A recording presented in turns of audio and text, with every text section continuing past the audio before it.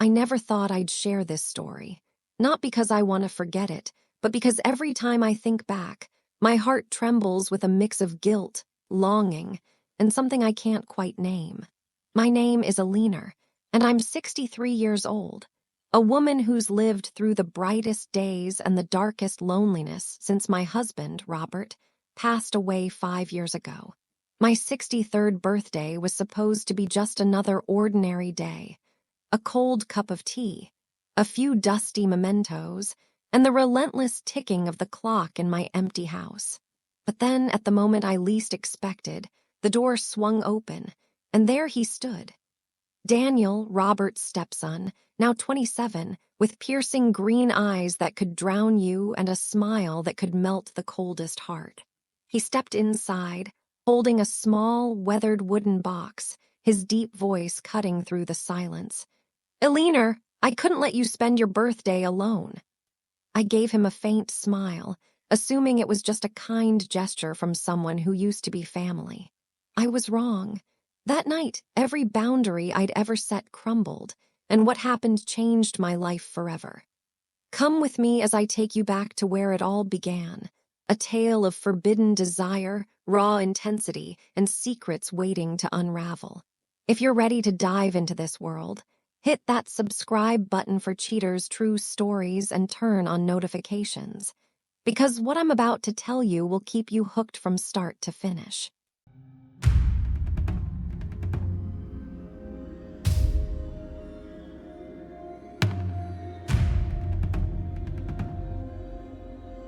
Daniel wasn't a stranger to me. When Robert was still alive, he'd come by the house often, sometimes staying for days to help me clear out the garage or fix old odds and ends.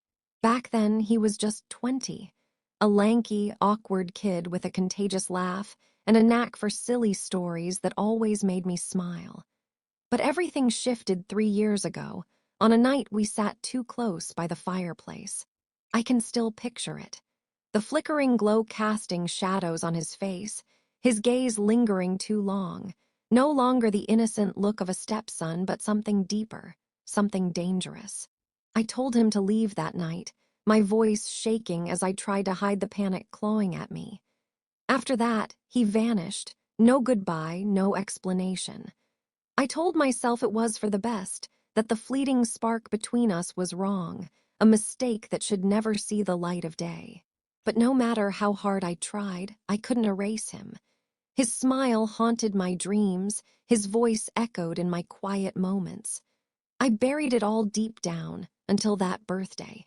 When Daniel showed up at my door, I barely recognized him. He was taller now, broader, with dark hair falling over his forehead and those green eyes sharper than ever. He wore a dark shirt, sleeves rolled up, exuding a confidence I'd never seen before. The wooden box he carried wasn't some random gift. He opened it to reveal an old record player, the kind I'd once mentioned in passing years ago. "You said it reminded you of your happiest days," he said, setting my favorite vinyl, a slow jazz tune Robert used to play on winter nights, onto the turntable. As the melody filled the room, I froze, my breath catching in my throat. "How did you know?" I asked, my voice trembling despite my efforts to stay calm. Daniel stepped closer, his eyes locking onto mine like I was the only thing that mattered. "Because I never stopped thinking about you, Alina. Every word you said, every story you told, I kept it all. It's been with me for years." My heart pounded, threatening to break free from my chest. I took a step back, gripping the edge of the table to steady myself. "Daniel, you shouldn't be here. This isn't right." But he didn't waver. He closed the distance, his hand resting over mine, his warmth seeping into my skin and sending a shiver down my spine. "I ran for 3 years, Alina," he said, his voice low and thick with emotion. "I tried to forget you, tried to build a life without you. But everywhere I went, everything I did, I saw you. Your smile, your voice, the way you tilt your head when you're lost in thought. I can't run anymore." His confession was a spark, igniting every defense I'd built.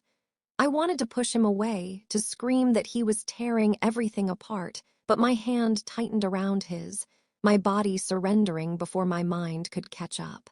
That night, the space between us shrank with every heartbeat.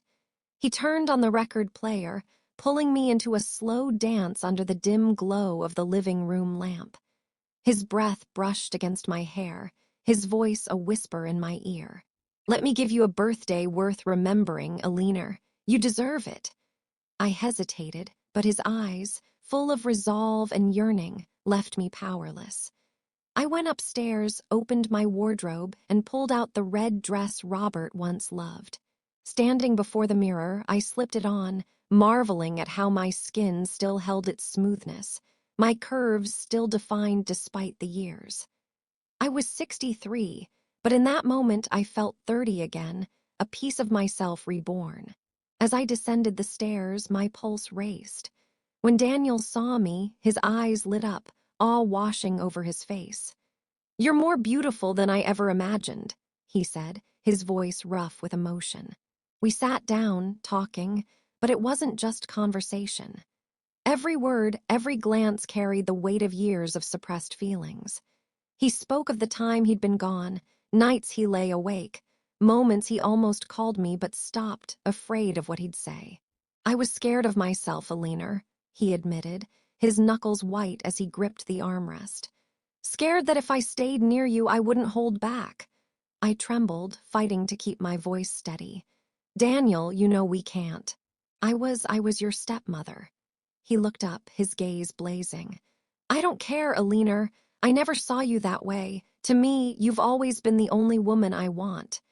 The breaking point came when he stood, pulling me into his arms. His lips met mine, not soft, but fierce, a release of everything he'd held back. I shoved him away, panic surging through me. "Daniel, stop, we can't do this." But he didn't back down. He drew me close again, his hands framing my face, his voice hoarse. "You feel it too, I know you do. Stop running, Alina, I see it in your eyes." And I broke.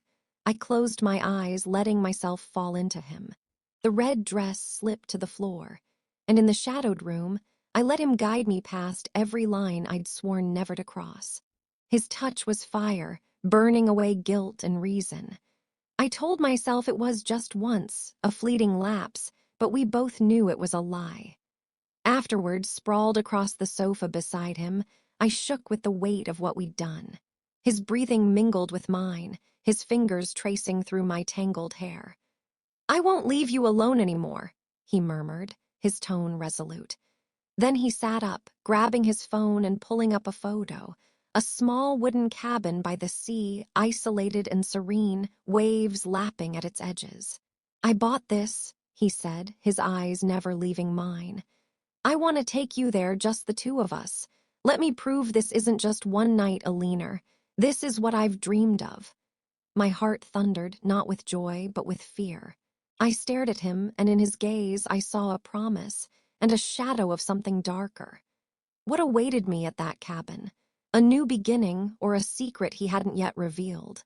As dawn broke, I sat by the window watching Daniel sleep on the sofa, the record player silent in the corner, the vinyl still. Last night wasn't just a birthday. It was a door I'd walked through, one I couldn't shut behind me. That cabin by the sea, was it the paradise he promised, or a trap waiting to close around me? I didn't know. But when Daniel stirred, opening his eyes and flashing that smile, gentle yet edged with danger, I realized something terrifying. I didn't want to know. I just wanted to keep going, even if it meant risking everything I'd ever believed in. This isn't the end. Our story's only beginning, and what's coming next will chill you to the bone with its twists and secrets.